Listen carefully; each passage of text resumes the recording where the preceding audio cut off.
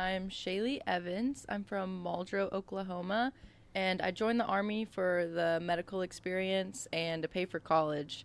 And I stayed in the Army because of all the experiences and opportunities it's offered me and all the people I met. Okay. So, Muldrow, Oklahoma. hmm Where on earth is that? It's like right by the border of Fort Smith, Arkansas. Okay, so you're a ways hmm away. Yeah, Okay.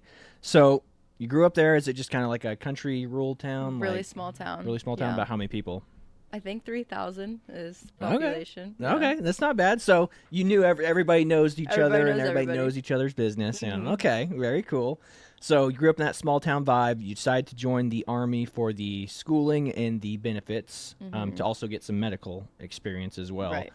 So, how old were you when you actually took the plunge? I was 17 when I enlisted.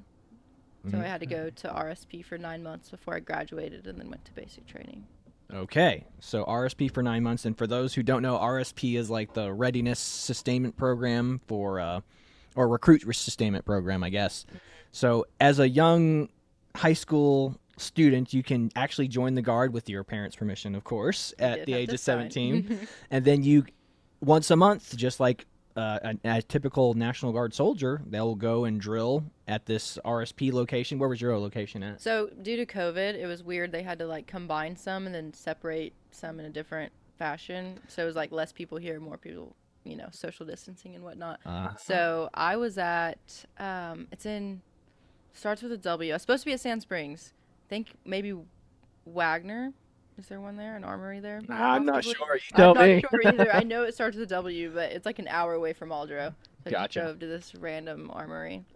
Yeah. Driving an hour to go there. But you got to do what you got to do. It was closer than the one that they wanted me to go to. So Sand Springs from Aldro was like even further. So Yeah. it was nicer. So I guess so as RSP, you kind of show up in the morning, you do your PT, and then most of the time it'll be what, death by PowerPoint. Right. Just teaching you land nav over and over again. hmm Only on the board though. Yeah, but I mean, I will be honest, like they taught me to march. They taught me to do Mm-hmm. all kinds of stuff that made basic training A lot loads easier, easier. yeah. So I would say a lot of guard candidates are probably more prepped to go to basic training than just your Oh, for average sure. like. Because active duty, they'll just like enlist and boom, they Mhm. send the next day. Yeah, yeah, they'll be gone, and They have no idea what they're getting into. and what's even cooler, we had talked about this before, but it's when you go there to the guard. If you're in the guard, then you go to basic. It's like, hey, you're getting that full time pay while you're there, but we've Mm-hmm. already been snapping, Right. cashing You've already been checks. getting checks every month. So everyone else is like, all the kids like, oh wow, I got my first paycheck. When you're done with, Mm-hmm. it's like we've already been collecting money. So I mean, Mm-hmm. it's not like a huge deal to us. This is just going back to work. Yeah, So just another job.